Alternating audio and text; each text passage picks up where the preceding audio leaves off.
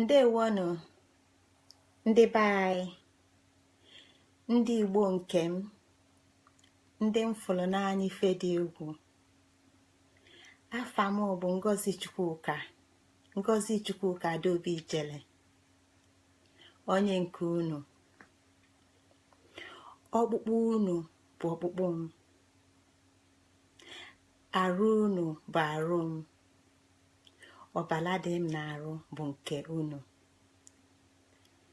A sị m ka m bịa tata ka m tinye ọnụ ka m wee nwee ike nyekwa nkọwa na ụmụ ife na-agbagwoju anyị bụ ndị Igbo anya nke taa.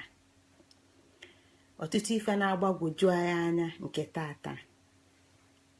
Nsị ka m bịa na ọ tekwa mụ na unu nọkọdebe, ọ tekwa mụ na unu kwudebe, wee sị ka m wepụta ụbọchị nke taa ka m kwue ngwa na obele okwu gbasalụ ife na-enye anyị nsogbu kịta. Ya bụ okwu gbasara ife a ndị be anyị na-akpọ osu. Tupu m bido ịkọwa ife bụ osu, tupu m bido ịkọwa ife ndị a niile bụ, achọrọ m ka m were ohere a wee zikọ etu ebe ọgbọ aghali si abịa, ebe ọgbọ aghali si bịa, ebe nghasasị si bịa, nke kpata na nghọta anyị dịzi gbujizili egbuji. Mana ife dị oke mwute bụ na ọtụtụ n'ime anyị amarụ na ya amarọ. Onye bụ ife dị mwute n'ime. Ọtụtụ n'ime anyị amarọ na ya amarọ, anyị amakwarọnụ na ya amarọ na ya amarọ. Onye bụ ebe o si dị njọ dị egwu. Ndị Igbo nke m, ndị m fụrụ n'anya ife dị egwu. Ọkpụkpụ unu bụ ọkpụkpụ m, arụ unu bụ arụ m, ọbala dị m na-arụ bụ nke unu.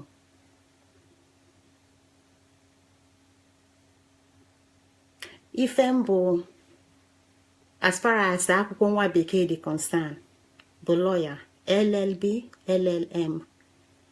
Mana enwe m special interest in African history, which of course research na-emenia agago over 21 years.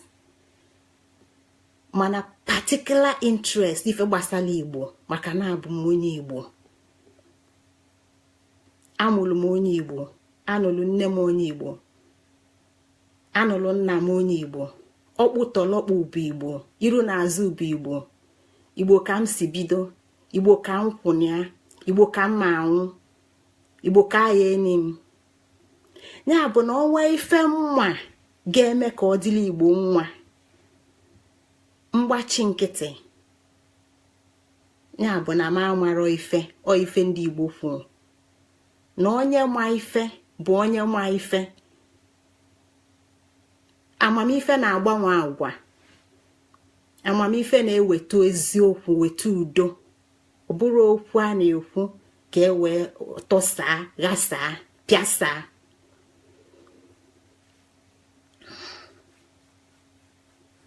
Mgbọsị nwa bekee zọrọ okwu n'ala Igbo, mgbọsị a ka nsogbu ndị Igbo bidoro. Ọtụtụ n'ime unu ndị na-ege okwu m ma na-ekwu okwu, onwe ife na-aga na-akọwa na-asị na ụwa ndị Igbo bụ ụwa izu. Ụwa ndị Igbo bụ ụwa izu. Ọtụtụ n'ime anyị amarọ na ndị ọbụla nọ n'ụwa nwere ụwa etufasife ụwa. Mgbe Baịbụl bịa n'ala Igbo si unu na in the beginning God created Adam and Eve. Nke a bụ akụkọ onye ọzọ, ọ bụrụ akụkọ ndị Igbo. Obodo ọbụla, mba ọbụla, akụkụ ụwa ọbụla nwere mbido ụwa nke fa. Nke a bụ akụkọ onye ọzọ. Nwanne m nwoke na-ege ntị, nwanne m nwaanyị na-ege ntị, kedu akụkọ ụwa nke mụ na gị? nke ndị Igbo? Kedu mbido ụwa ndị Igbo? Kedu in the beginning? Cosmology. What is Igbo cosmology? We don't know these things. Cosmology is actually deeper, is before religion. So before you ghọta religion, you ga-aghọta cosmology. Ịghọta cosmology, ịghọta na ụwa dị n'iche iche. Ife ejikpụ onye ọzọ abụrụ ife ejikpụ gị. Mgbọsị nwa bekee bata na ndụ ndị Igbo n'ụwa ndị Igbo, mgbọsị aka ife bido mebe ndị Igbo. Ife ọbụla gịnị chụ nwa bekee bịa? Ife chụọ bịa bụ agụụ. Iceman's inheritance. Na o nwere ife dị na mbịa. Anyị ada eme nni. Anyị a bụ clay. O nwere ike ịkụ ya ife ọbụla. Nọdụ n'imi ọ na-atụ oyi rinne. Ọtụtụ n'ime fa bi na cave. Mụ na gị bi n'ụlọ. Ama m na nkwuo ife akịta na ọ ga-afịa arụ nghọta maka na ya afụgo ka akpụtịlụ ndị be anyị. Kpụtịsịa ndị be anyị.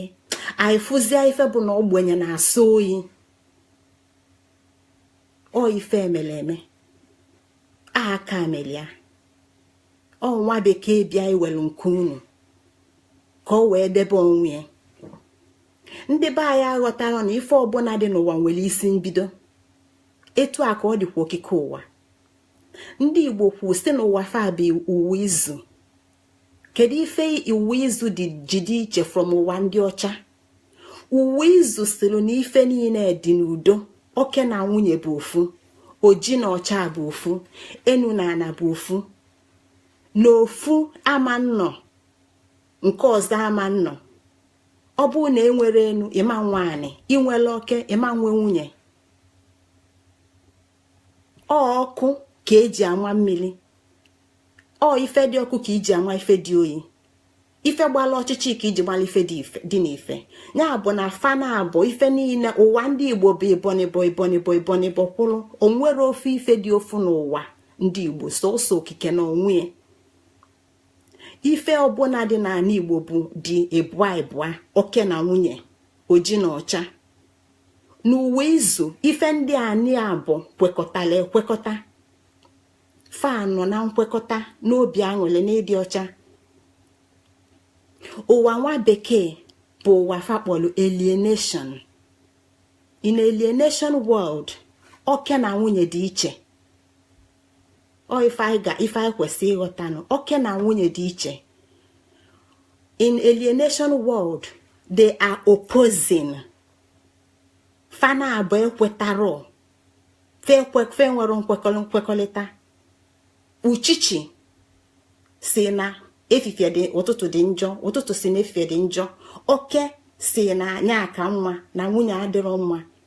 Alienation, in a world of alienation, the two opposites, the two extremities or polar ends are opposing. N'ụwa ndị Igbo fa jikọta in complementary. They are in a union where blow ofu. So nke a bụ anya ndị Igbo ji afụ onwefa. Etu anya ndị Igbo ji fụ ụwa. Na ọ dịlụ nwoke mma, ọ dịlụ nwaanyị mma. Na mụ na ya nwere oke na anị. Ebe nke m dị, ebe nke gị dị. Mana ebe afọ anyị nwere oke abụrụ ebe anyị kewara ekewa na ebe anyị gbalụ. Mana ndị bekee alienation world afụrụ oke asị ebe agba, fafụlị asị ebe separate. Ifugo ife dị iche n'ụwa anyị na ndị bekee. Nke a bụ lesson ife nwee ike ịkọwa mmụọ n'oge na-abịanụ. Mana ka mfocus anyị ife na-ekwu gbasalụ osu n'ala Igbo. Obodo ọbụla nwee mba ọbụla dị n'ụwa nwee ka fasidebe obodo fa. Ka ife wee dịlụ fa mma, wee na-agalụ fa. Ọdịbe ndị dịbe ndị. Ọdịbe anyị dịbe anyị. O nwee ike ọ dịrọ ndị ọzọ mma, mana ọ dị anyị mma. Ndị mbụ bụ ụzọ wee pụta ụwa wee debe ana Igbo etu o si dị ka o wee dịlụ nwoke mma dịlụ nwaanyị mma ka egbe belu ka ugo wee belụ. ka ọ bịalube m wee daa bịagbuna ma ọ ga-apụ ka mkpukpu dapụ na ya. Maka ifi nke a Igbo enwero na history of the whole of Igbo from time immemorial. Igbo enwere amị. Igbo enidiri inwe amị. Igbo enwero police kọtụma. Igbo enidiri inwe. Igbo oghe the society na open society. Maka na mgbe ịmụ alụ nwa ibido from day one wee na-azụ nwa ya etu oyi esi wee bụrụ na-esonye usoro ife Igbo chọrọ na ife Igbo na-achọrọ na etu esi wee mee ka ọ dịlụ nwatakịrị ya nwa dịkwalụ ndị ọzọ nwa. Maka ifie na Igbo society enwere ife debes ifefa fụlụ na osi na okike pụta ma milion mmadụ dị mkpa na ndụ mmadụ ka o wee dị ndụ ma ọfịa ahụ ma anyanwụ ma ọnwa ahụ. Ụmụ ife ndị a niile dị mkpa na ndụ ndị Igbo. Abịa n'etu ndị Igbo si wee organize obodo fa. Ụmụ ife ndị a dị mkpa na-enyelụ ndụ aka ka ndụ wee na-aga n'ihu. Ndị Igbo nwere ife na-ededosi fa anya maka na o nwere iwu dị n'ala Igbo etu a ga-esi na-ebi ndụ o wee dịlụ nwoke mma, dịlụ nwaanyị mma, dịlụ nwa mmụọ mma, dịlụ nwaanyị mma. Mmiri ata na ma azụ anwụna. Maka na anị dị mma, mmiri dị mma, ọfịa dị mma, ụlọ dị mma, udo ya bụ ụwa izu ndị Igbo. N'ime ụwa izu a ndị Igbo enwelu ndị a na-akpọ osu bụ part of ndị bi n'ala Igbo. Kedu ndị osu bụ? Tupu nwa bekee abịa na ndụ ndị Igbo, fafụ ndị ọzọ dịka ndị ofe mmanụ fụ na empire a na-alụsigo fa, onye ọbụla nọzi n'okpuru empire. So fa bụ ndị a na-agwa etu fa yesi na-akpa agwa. Fa na-akpa agwa bụ onye ọbụla bụ the olese Oyo empire, the ruler ọba decrease everything. Ndị bekee study kwa afụ na ndị Hausa na onwefa Fulani empire akọnkago the whole of the side. Onye ọbụla na-emekwa etu esi wee zikwa ya bụ the emperor na onwe. Mana ndị Igbo ife na-achị ndị Igbo, iwu na-achị ndị Igbo bụ iwu si n'okike wee pụta, iwu dị n'ụwa izu. Na-eka anyị si ebi, na-eka anyị si anụ nwaanyị, na-eka anyị si atụ ime, na-eka anyị si amụ nwa, na-eka nwa anyị si eto, na ife aya na ife ọ ga-agasị tru. Oge na-adịrị anya ma ewepụta oge kọwasịa ụmụ ife ndị a n'ofu n'ofu. O nwere ife ndị Igbo nwere a na-akpọ alụsị n'ọnụ ndị kịta na-akpọ ya alụsị, mana ezigbo afịa bụ alụkwụsị. Mgbe m na-eto adị enwe kii n'ọnụ ụzọ. Mgbe m na-eto mụnwa so na ụmụ nwaanyị na-asa arụ na mmiri weta ụmụ nwoke adị enwe mabụrụ tupu. Mgbe m na-eto ọ bụrụ na mkpụrụ osisi mịalị gị nwa ya aghọlị ya, onwero ife bụ ori, onwero ife bụ mabụrụ tupu. Maka ifi na ụwa ndị Igbo etu aka fasi debie ife ga-eme ka alụ wee kwụsị. Anyị bịa n'ala Igbo o nwere ndị a na-akpọ osu. Enwe osu ji. Ji bụ ife dị mkpa na ndụ ndị Igbo. Ọnya bụ staple food ndị Igbo. Staple food ndị Igbo dị ndị Igbo mkpa. Okike nyere onye ọbụla onyinye. O nwere nke nwe mma kalelu gị, nwee nke gị nwa ma kalịa mụnwa. So ka ara na-akụ ji, o nwelili onye onyinye ka kasị na onyinye ndị niile na-akụ ji. Osu ji bụ eze ji, ọ bụ di ji. Ije n'ọbịa nke ya akasị n'ime na nke osu ji ma ife ọbụla gbasaa ji mgbe ị nwee ike iji sụọ anyị. Maka ifie osu ji nọzụ n'isi ife ọbụla gbasaa ji mgbe ị ga-eji sụọ anyị, mgbe a ga-eji wee kwadobe ịkọ ji, etu a ga-esi ka ọ wee dị mma ebe ama ntaji atagbue mgbe afụfa adịghị use chemical fertilizer. is expertise. Trial and trial, you get the best. Agụ ada agụ ndị Igbo mgbe ndị ọcha bịa. Etu ndị Igbo si debe ụwa fa. Abịa nwekwa nke a na-akpọ osu agwụ. Gịnị bụ agwụ? Ndị Igbo, gịnị bụ agwụ? Maka na unu na-asị ka na onye a na agwụ na-eme ka akpọta ya ka alụali ya agwụ. Gịnị bụ agwụ? Agwụ si na amamife ife nke si n'okike, knowledge, wisdom from the divine, from the supreme creator.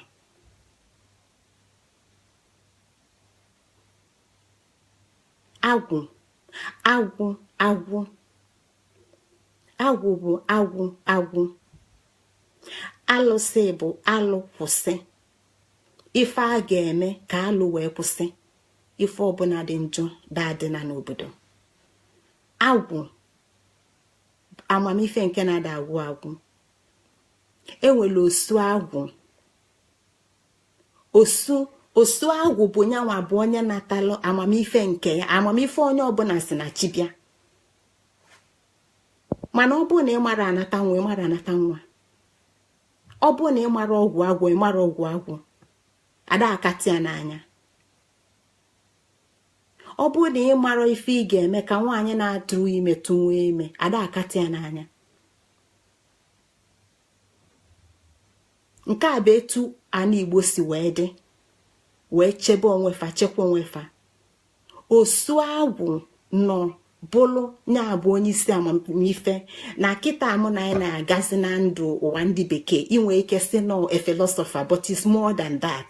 Maka na bekee adị ezu ịkọwa ndụ ndị Igbo.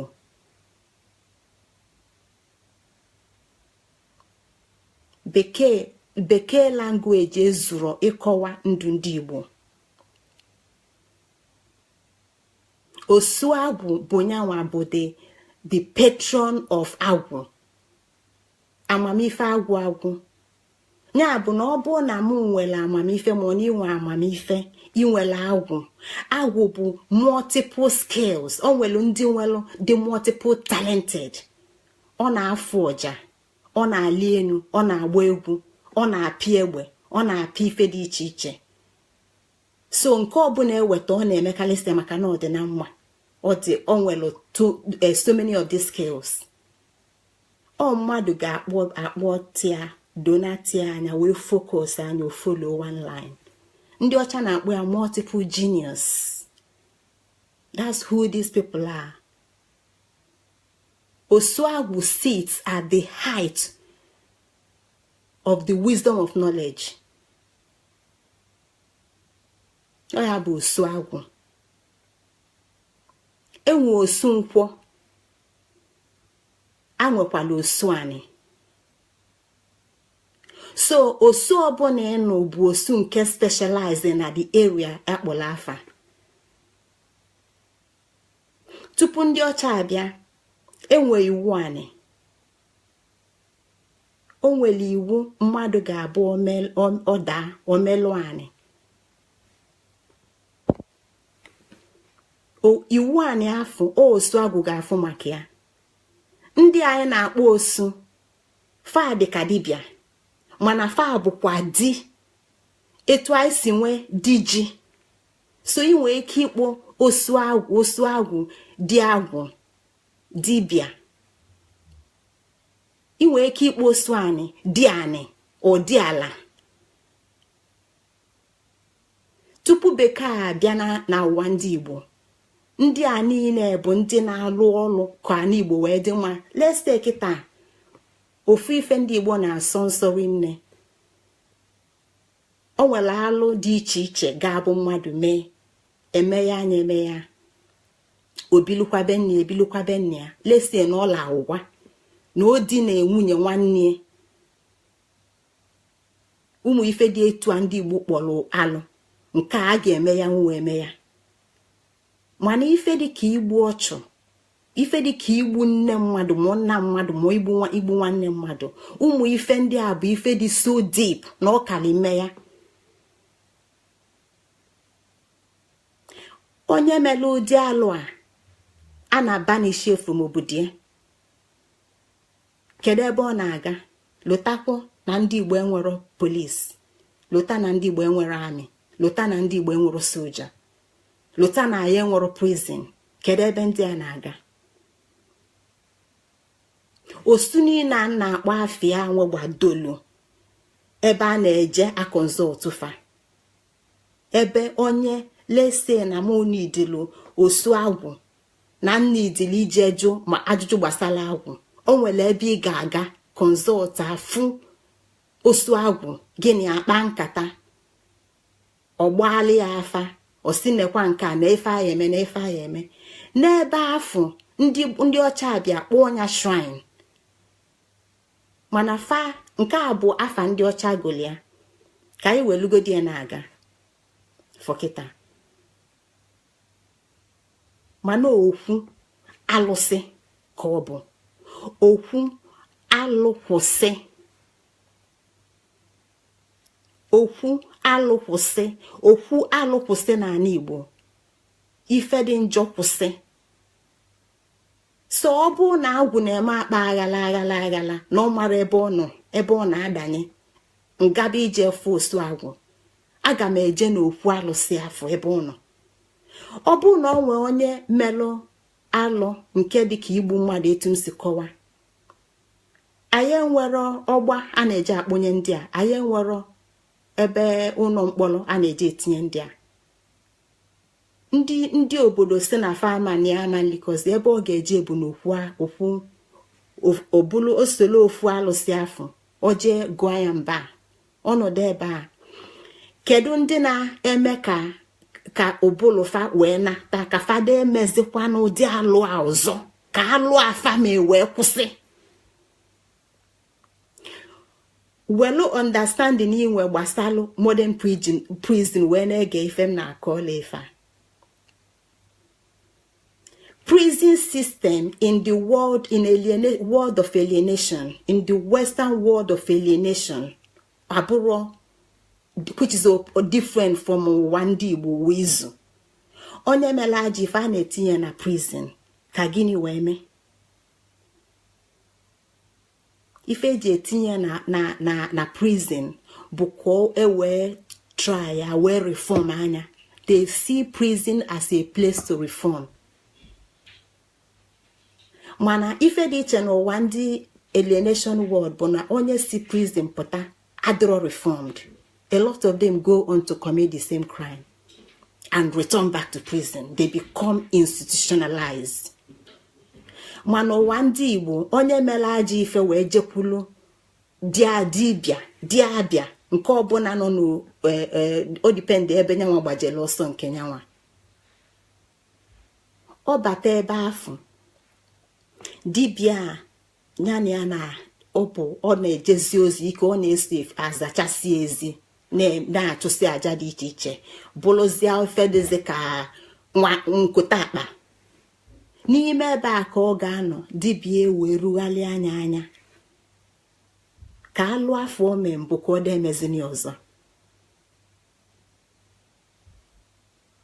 So far bụkwa aspect of reformed people who are specialized in reforming ndị Igbo ka alụ wee kwụsị.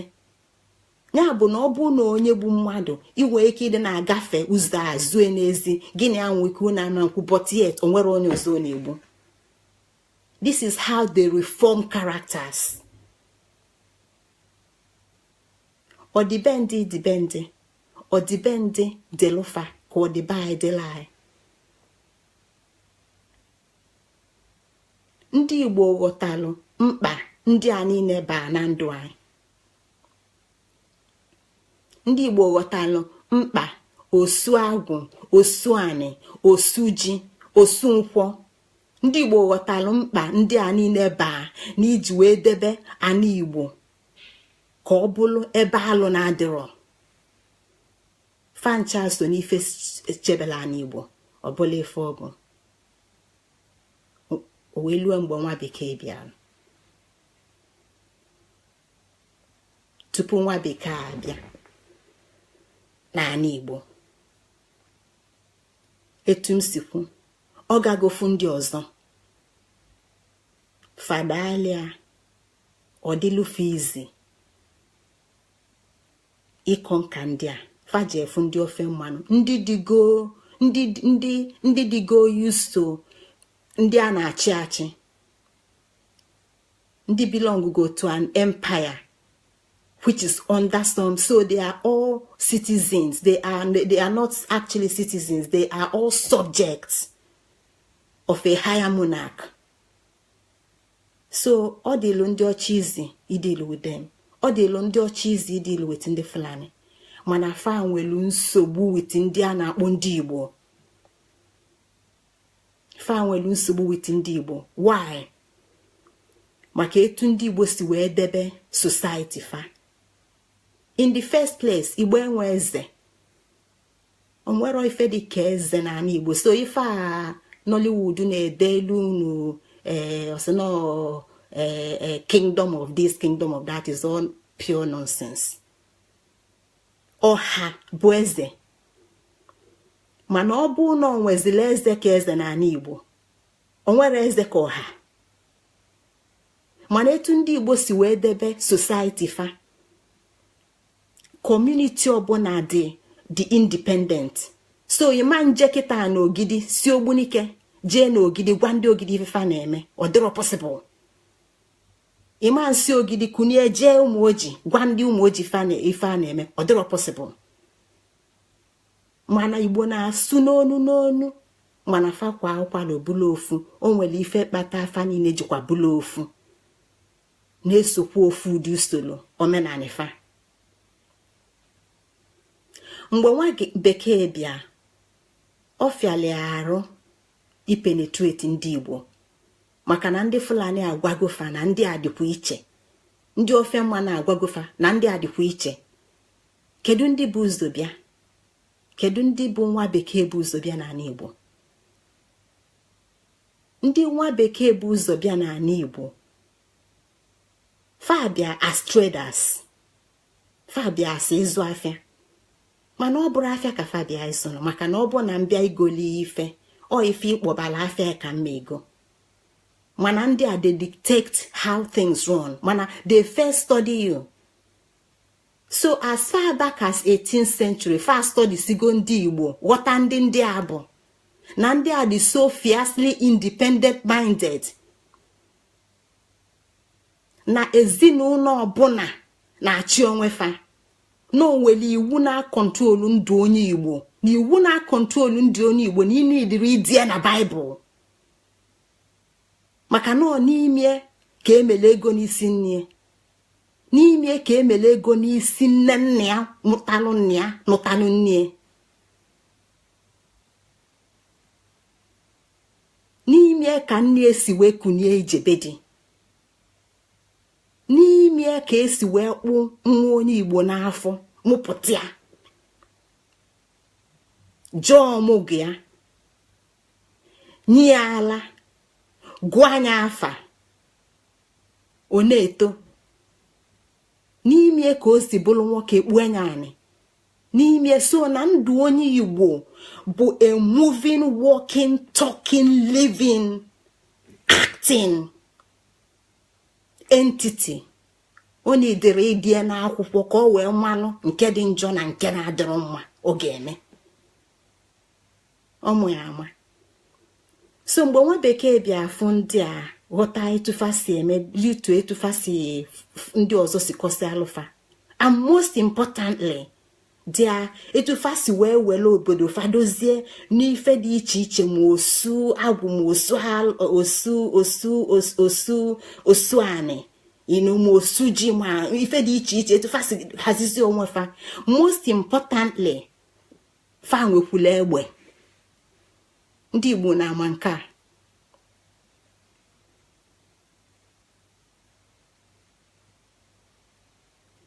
Tupu isi na ị na-asọ osu nsọ,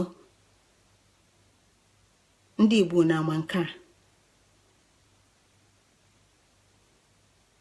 Ọ bụrụ Igbo na-asọ osu nsọ, aga m akọwa etu anyị si bido iso ndị osu nsọ. Through trading, anyị webata missionaries. Ndị bịa ịsamụnụ n'isi. Crowder, Basden. These are the people that came into Igbo land. Because Namuna Gaumaro na Igbo was steeped in pitch darkness for over 100 years. Where nenegi, when they wake up in the morning to they go to bed at night, for the period of 17th, 18th century, even they are lolobo itiako, nepe manwa beke ne bupu. We don't know these things because we think we are educated, but we are not educated. Na education enyela Igbo colonial education. Because obu na the educated, if I'm nako would be onwero nwu Igbo mana amwe. Because nwu Igbo obuna ikpo onya kita asi agwa m onye bu Jesus o call nya call enu call ani call ebo sibia. Mana nwu Igbo enwere ike call history. Man or the educated, or a professor, or a doctor, or a lawyer, or an engineer, or where we find anywhere. But we forget that all our education is nothing but colonial. My battery is going. Colonial education. Colonial education is not education at all. It is actually miseducated education. Because if you study the root for education is educare, is to take out what you are, what you know from inside. But colonial education fed you and I information for a purpose, and that purpose will explain to you also if I dikita bolondena so aya gotazi fobo tupu nwa bekee abịa ndị Igbo nwere ego, ndị Igbo bi n'ụlọ nnukwu ụlọ mighty house start anyị na-alụ so no send down the rain or roof akwa ya bụ roof anyị na-alụ. Ndị Igbo have always had massive grand structures. Yes. Enwe ike wala akanya luanya, and so what? Obodo Igbo ndị ebe mbikita una akanya fancha bụ listed buildings. You don't touch them. They are all listed. Mgbe nwe bekee bịa ọ chọpụta na unu bụ egbe unu lụ nwa bekee akpụrụ egbe ndị China kpụrụ egbe. Mgbe nwa bekee chọpụtara egbe, they capitalized it. When they came to you, they turn your society, my society, your society upside down. They could not penetrate. Maka gịnị? Na fa furu ofu onye beze faga corrupt. Fa furu ofu onye beze faga corrupt we deceive we na lufa ife ni ne family. So what did they do? They instituted warrant chiefs. Mgbe jibata na Igbo. Mgbe ife ji mebi na Igbo. They instituted warrant chiefs. Now, gịnị ka fame with warrant chiefs? Fa kpụtakwa ndị ofeke. Ndị ike ọlụ na-adịrọ, ma ọlụ ugbo, ma ọlụ aka. Fame fa niile kọtụma. Ndị nwa bekee. Fa bịazikwa ulua prison. Una otose. The central prison ebe a na-ekponye ndị Igbo bụ na Asaba ka alụrụ ya. Una ma nke a. Ma kpụta gị na nke a ebe a na-akpọzi Imo steeti. Kita afa ka yalisigo steeti. Ma chita gị from Ebonyi steeti. Ma kpụta gị from Anambra steeti. Ofu ebe ka onye ọbụla na-aga. Na Asaba. ebe a na-eji etinye ndị be na prison. Nwa bekee lụkwazi court. Ti ndị uwe ojii ụmụnne m na ụmụnna m ndị daa mba ndị fa capture true n'ụka. One thing ka fa mee tupu fa na-eme ife fa na-eme fa bunye fe egbe. So na ife anyị na-aghala kịta ndị be anyị, we need to really go back and read, but I don't really blame us. Maka na where do you get this information? How do you do this research? Mụ na nwanne m bi na South Africa. Mụ na nwanne m bi n'ụlọ m kịta. O si South Africa bịa. Ọkpọ m same auntie. N'ọtụtụ ife, he's a musician. He's a guitarist. Ọtụtụ akwụkwọ o ji eme kịta, he's been performing guitarist for 21 years, but he keeps researching and studying. O same na ụmụ ife ndị adọ na Africa, na South Africa. But on a click of a button, you can get information here. So na akpacha anya wee debe anyị in a position ebe anyị ma na anwa about our world and about ourselves. It's an agenda. So what did they do after they instituted warrant kings? Nwa bekee ji nwayọ bata. Ikenu na anugo n'oge a na-akpọ oge ntiji egbe. Yes, these are historical era in Igbo history. So how come na mụ na ya mara ya? Mana akpọ kịta Jesus of Abraham, onye ọbụla awụ n'elu kwotelu mpata ọ bụ na Bible. But we don't know if a man na zona, like I say, what is happening in your backyard. We don't even know. What is happening in your life, you don't even know. Akpọ osu onye ọbụla gbafue. Gịnị bụ oge ntiji egbe? Anyị nwere ndị na-akpọ ozu n'ala Igbo. Ndị ọka niile maọbụ ọka ozu maọbụ ọka maọbụ ọka etiti. Every Igbo societal group a na-akpọ ọka, that is what they came out with. Fa na-akpụ, and ndị Igbo na-ejeghalị.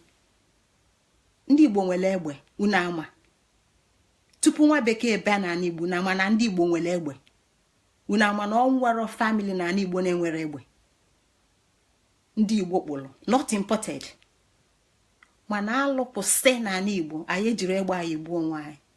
Because anyị nọ in a self-policing. Every Igbo person is a self-policing person who polices him or herself. So I am an Igbo person who is a self-policing police, who is policing myself. So are you. Ndị Igbo nwere egbe. Rienne, every family. But mgbe nwa bekee chọọ handicap fa. If family bona fa ji warrant chiefs, bona before can call ife lead to this. Obodo a na-akpọ Obosi. In the early 19th century, nwa bekee land in Obosi from Onitsha, because that's where they came through. That's why they started the Lower Niger Company na Onitsha. So Obosi is only next door. Mgbe Obosi follow nwa bekee, fast na far from one more. Uji bicycle bịa. Onwere mkpịsị ụkwụ. They killed it. They killed it. Then bicycle ya fakpola anyịnya igwe fakedie n'elu osisi. Ụkwụ a na-rotate round and round. Fa say na fa hangigi because na anyịnya ga-agbala ọsọ gbaje ebe nwa bekee nwa mmụọ si bịa jee gwa ndị ọzọ ife menụ. Hence, white man later came back and shot a whole lot of people in Obosi. This is an era in Igbo history. The same thing, at the same time, enwekwala an era in Igbo history. A na-akpọ oge otikpo. Maka kịta iche na Igbo enwero museum. anyị chee na Igbo enwero museum. Igbo nwee museum ife ọbụla dị n'ala Igbo has been depicted live. Nna nne m na-apị ụmụ carving dị iche iche. So ịbata na every Igbo community square ọ na-enwe na a na-alụ ebe a ụlọ mmụọ. O nwekwala another one a na-alụ ebe a ga-edebesi ụmụ ife dị iche iche ndị Igbo pelo. Is history. We live in an oral tradition where history is lived. You don't study it, you live it. It's part of you. As onye Igbo, you live history. You are history. You make it, you live it, you breathe it. Mgbe nwa bekee bịa, in order to disarm you and set you and I to what we have become today, to become non-entities of not self-knowing. Odindu amonwe. Or if I odindu amonwe. Because they say, one of their old writers say, the best way, if you really want to cut a society off, you cut them off from their mothers. That's why Marcus Garvey came up with and said, a people without their history is like a tree without a root. Sooner or later they will wither and die. A people without a history is like a tree without their roots. Sooner or later they will wither and die. The approach on Igbo is cut them off from their history so that as time comes on, the younger generation will no longer know that history. Because tunde na agwafanya akot to go far off. So who is going to tell the rest, the coming generation, was who they are and what they are? It was an agenda to reduce us to what we are, just for continuation of what is happening today, to take over, to take your land. So they came with different strategies. The strategy first, primary strategy, is religion. It came with two arms of church. Catholicism. Catholicism brought some miseducated Irish people who became your Catholic fathers in Igbo land. Febido na akwụkwọ na akuzilo ndị by nonsense, which means they are educating you out of who you are. Kaida manu why. Later on, followed by Anglican. Gine Kafame, they divided every Igbo society by half. That's the first set of division. Catholic, iman bato onye CMS iman gakwa onye Catholic. Sa amam na mgbe pempe na ndị CMS na-esi isi. Ndị fada bụ ndị fada. You don't mix, you don't intermarry. Coupled with the fact na eji ndị nzuzu mee fakọtụ ma bunyefe egbe, so that ka fa chedo ndị ichie egbe n'isi, chedo ụmụ nwaanyị Igbo gbala ekwe iyom nwere ezigbo ego egbe n'isi, so they can destroy the society. So division came. Ndị na-enwere isi abụrụzia ndị dị mkpa. Why? Because they have the support of the white missionaries. They were armed. Have you ever asked yourself, I live in London, why is it that British police don't have arms? Or no police say this in Nigeria? Why is it that all the police you have in Africa carry gun? Police are Igbo. Police are Igbo. If they didn't come to conquer you, why arm the place? So the first thing they did, because igakwa ifede ka Mbise side, enwekwala a similar incident ebe ndị Igbo bukwa nwa bekee. This time they landed with, I think, Ogo Douglas. That's another era in Igbo history We don't know these things. No go Douglas. This same nwa bekee fabu Douglas.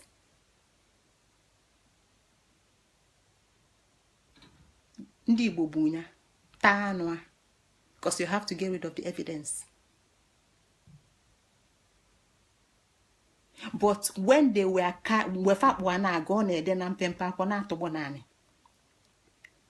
Douglas was killed there. Douglas was killed there. Douglas was killed there. But people didn't realize what that was. So through that, investigation revealed later on, they landed with parachutes.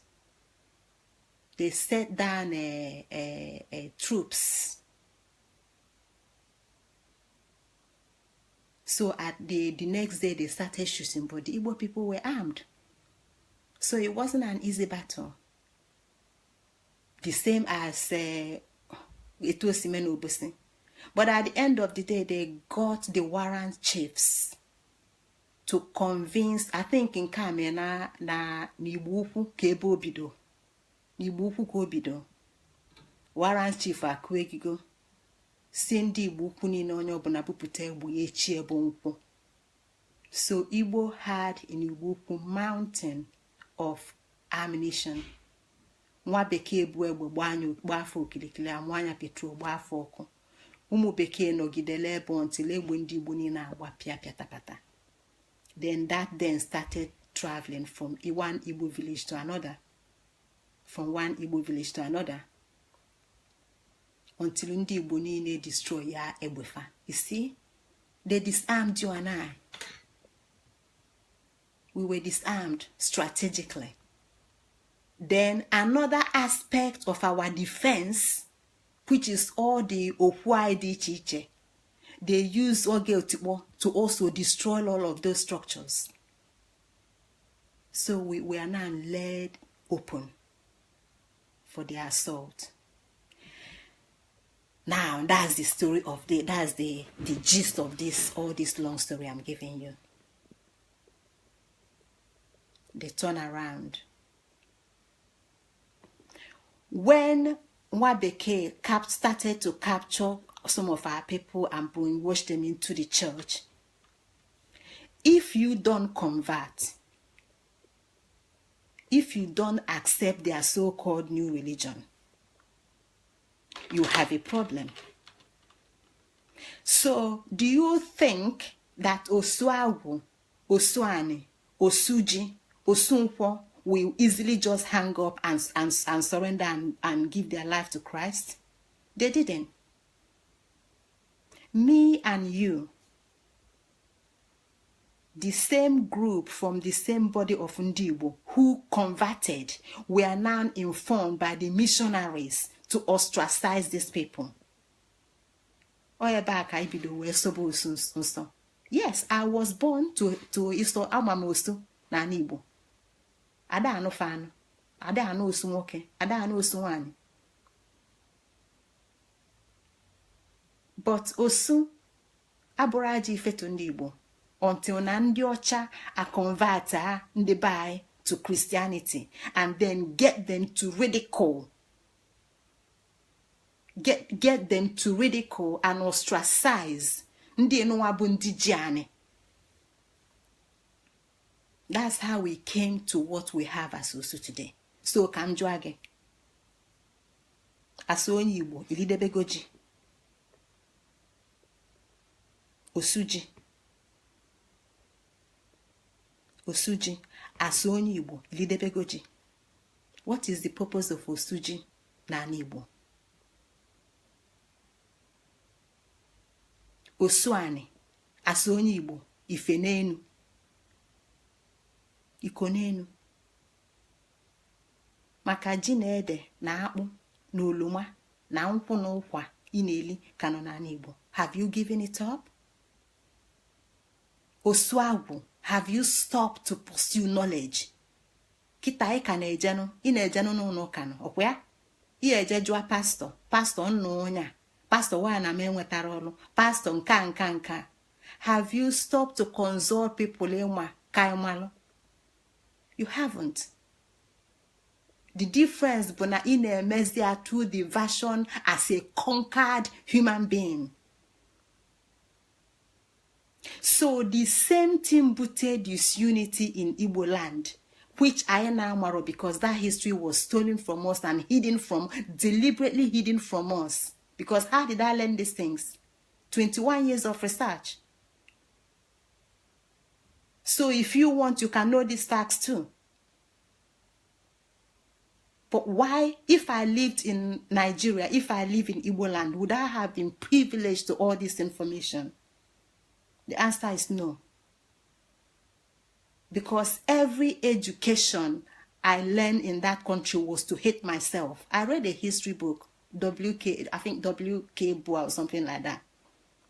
All he was talking about was how we had fat lips and thick lips and whatever. And we lived on trees. And I pour libation to death. Then he turns around and tells us that civilization started in Mesopotamia. And then I had to study about Baden-Powell, Mungo Park, and all those people. As if they were good people who discovered us. You discovered what already existed. Is that not crazy? The white man came with divide and rule. It's a strategy. Because once you're divided, it is easy to rule you. So I was listening to my brother Okechukwu, whom I love so much. Because as onye Igbo ọbụna ebe ọbụna ị nọ, ọkpụkpụ gị bụ ọkpụkpụ m, anụ arụ gị bụ anụ arụ m, ọbala dị m na-arụ bụ nke gị, n'ọnwụ na ndụ anyị bụ ofu. So I can never ịdị ndụ bụrụ onye Igbo kpọọ onye Igbo Igbo masị. But ebe eziokwu dị a ga-ekwu, ebe correction dị a ga-enye. Because unless n'ihu na ebe a nọ wee nye ozu, asị gị bụ ọnya, ị ga-esi n'ụkwụ bịa. Maka na ị nọrọ mgbe a na-enye, ị mara ebe isi ede. So ọtụtụ n'ime anyị jizi maga half-baked education, half-baked history, half-baked knowledge, with the pack street wisdom.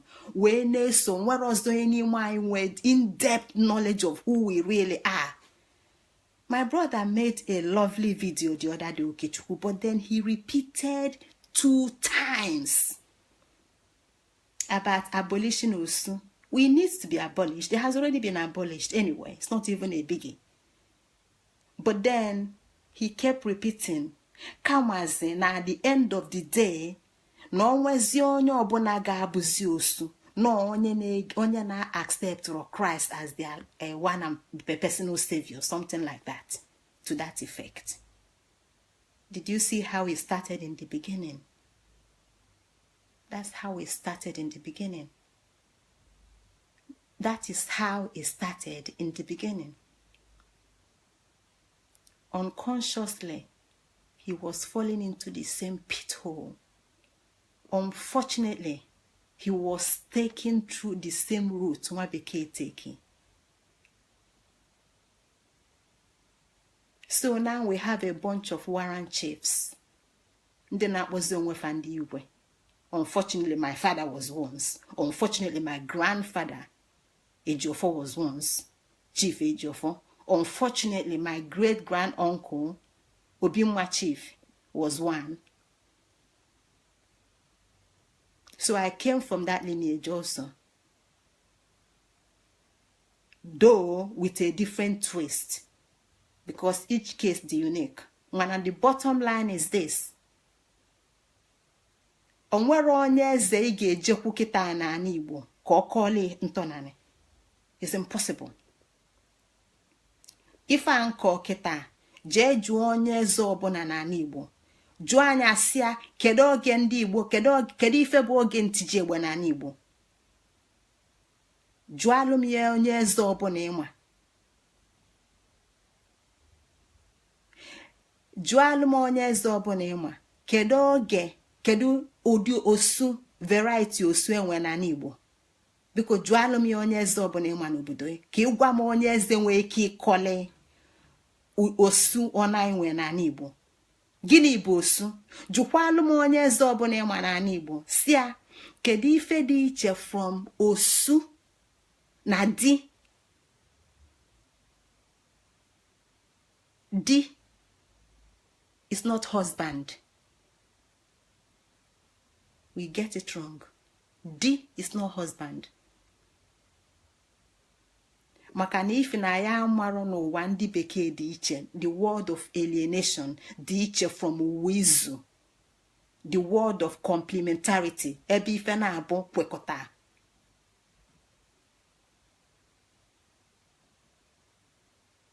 Di ji, di nta, di ana o di ala, di mkpa, osu ji, osu ala, osu nkwọ, osu agwụ. What we need to do as ndị Igbo bụ ikpokọta onwe anyị ọnụ, not ịghasa. Nwa bekee ji wanting bịa.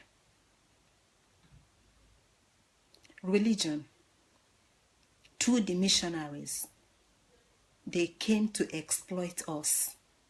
They came to in order to exploit us, they have to divide us.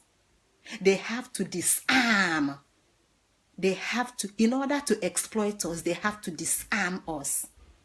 They have to disarm us and divide us. Must we allow that to continue? That's my question.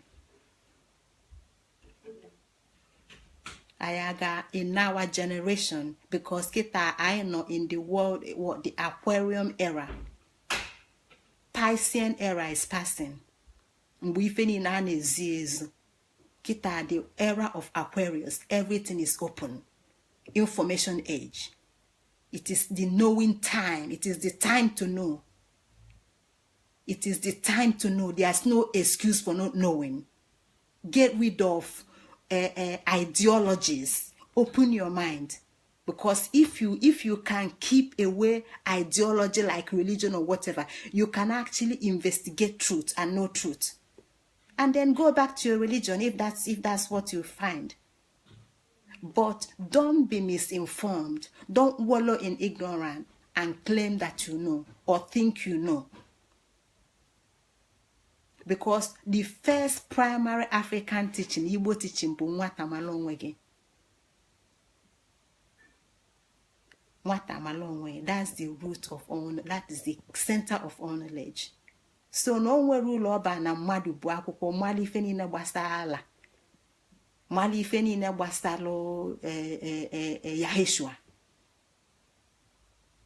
Mmadụ ife niile gbasara Jesus, mana ọ mara ife na-eme in their backyard. What is happening in your backyard? Who is your grandfather? Who is your great-grandmother? What can you tell me about her? What can you tell me about your village? What can you tell me about your people?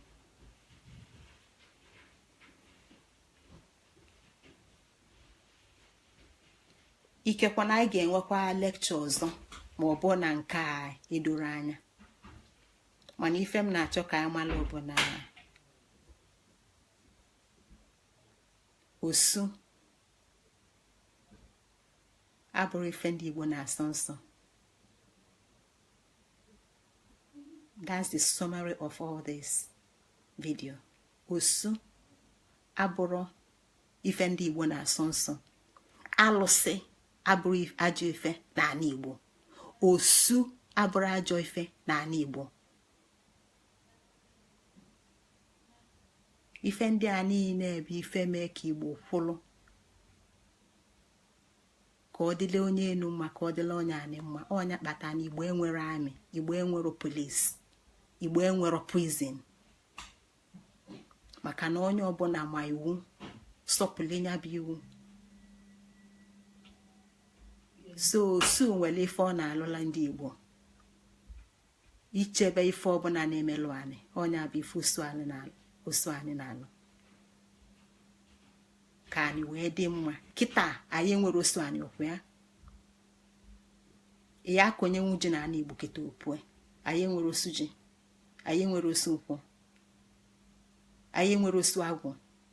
Every corner of Igbo land is a rubbish pit. Rubbish pit. Plastic is suffocating the land. Death is suffocating the land. So where was there be atufu obodo aibu atufu omia? A man tufuzi omia because the roots have to go through layers and layers of plastic, which are not so biodegradable. Anyị achụlugo ife ndị anyị na-ewe n'ọfịa maka na osu dị njọ kwa ya. So kita ọkala anyị mma. We got the Bible. We overstood religion. We can quote it from Genesis to the Revelation. But kita ka anyị ga-aba alụsị ahụ n'ọkwa ya. Anyị ewelu meta agba anyị okilikili. Anyị busy in self-imposed prison ọkwa ya. Iwelu meta agbasia window gị na door gị. The strongest, not even the weak ones. Iwe gbakwa fence. Igbasia normal fence. Iwe add kwazi anya extra block. Ki we addition on onye ga-amabata. So after you've added those extra height, iwe bekwa we welu kwa baboya we ko n'enu. We wele electric wire anya. We biazia we chozia the toughest gate we kwe n'ọnụ ụzọ. Who are we deceiving? Ndị Igbo ka onye na-aghọle.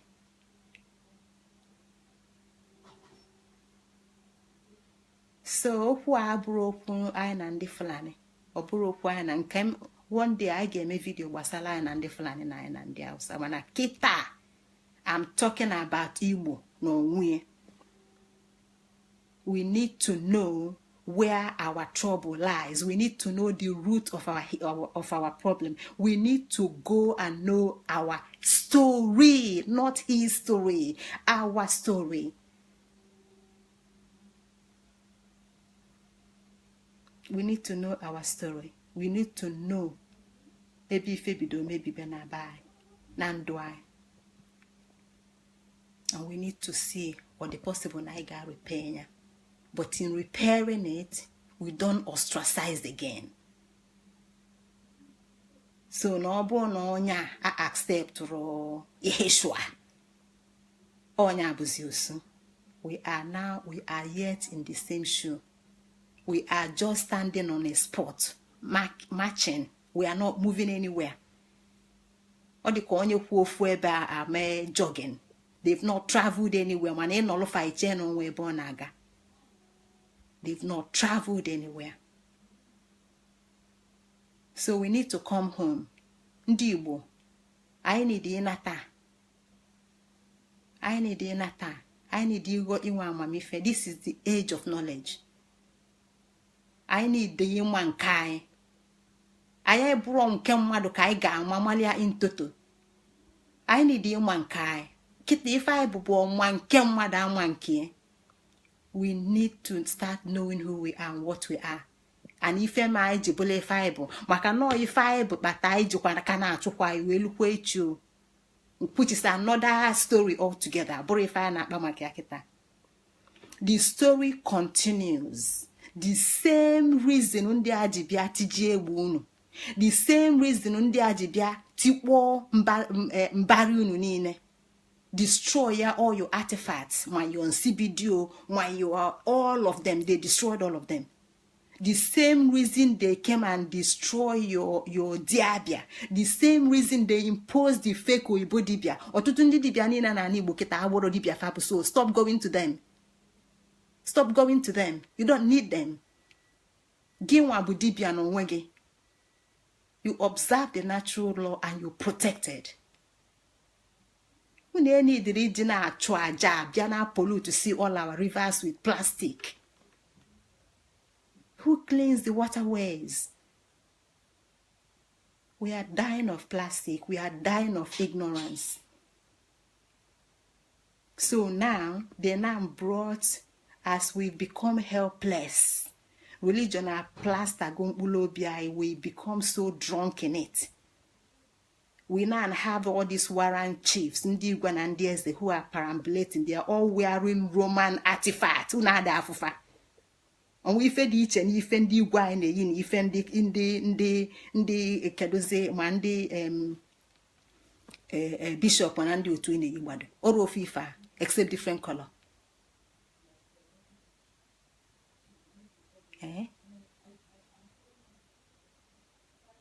ma ndị nne John zi bụrụ mothers maka na ọ mabụrụ na ya bụ nne ọntị na nwa bekee abịa agwa ya na ya bụ nne. so anyị ghasara aghasa and anyị need ịkpakọ nwaanyị ọnụ. udo dịkwala na ụmụnne m bikos na anyị kwube nke onye ebere ebe mbọsị ọzọ aga m abịakwa ka anyị na-ekwu nke onye manya weta nwata mala onwe onye Igbo mala onwe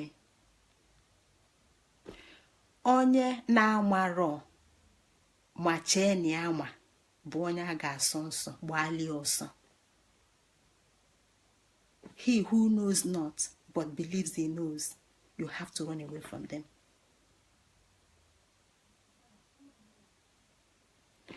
onye na-amarọ mmalụ na ya amarọ bụ onye iberibe rapụa. He who knows not and know that they know not is simple. Disregard them.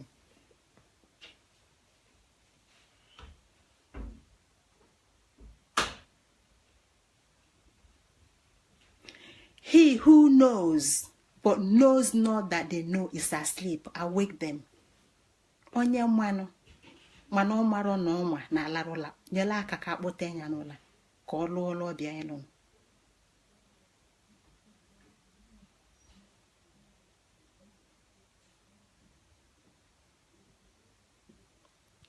He who knows and know that they know is wise. Follow them. Onye mmanụ mana ọ makwa na ọma bụ onye mmanụ a ga-esi. Ndị a niile mkpọrọ afa dị n'ime m dị n'ime gị. O nwee efe ịma m na-amarọ nwee nke mma ịma nwekwa anụ nke mma nna amarọ na mma nwekwa anụ nke ịma gị nwa na-amarọ na ịma. It is our duty as ndị Igbo ndị si n'ụwa izụpụta ịma ife anyị bụ wee soro n'usoro eziokwu. Onye abụ ụwa izu ndị Igbo. Onye abụ ogu eziokwu. Ogu ka m ji bịa, ogu ka m na-arapụrụ unu. Ka udo dịla unu ndị Igbo nke m, ndị mfụ n'anya ife dị egwu. Ọkpụkpụ unu bụ ọkpụkpụ m, arụ unu bụ arụ m, ọbala dị m na-arụ bụ nke unu. Site na mbido ụwa lue na njedebe ụwa, site na ndụ lue n'ọnwụ, site na mmụọ na mmadụ, mụ na unu bụ ofu. Ekene m unu. Ada unu nwanyị Ngozi Chukwuka Adaobi jere ise o bachifonu.